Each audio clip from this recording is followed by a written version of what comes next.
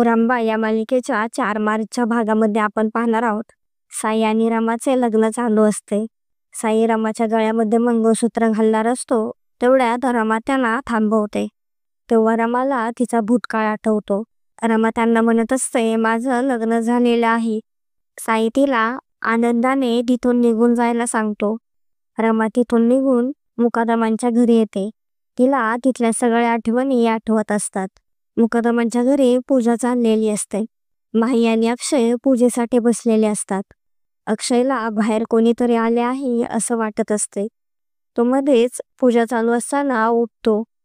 तो तिथून दरवाजा उघडण्यासाठी जातो. रमा दारावरची बेल वाजवते. तेवढ्यात अक्षय दरवाजा उघडतो. तर आता रमा आणि अक्षयची भेट होईल का नाही, का रमा आणि अक्षयमध्ये पुन्हा नवे संकट येईल, हे पाहणे खूपच इंटरेस्टिंग होणार आहे. असेच नवनवीन अपडेट जाणून घेण्यासाठी आपल्या चॅनलला नक्की सबस्क्राईब करा.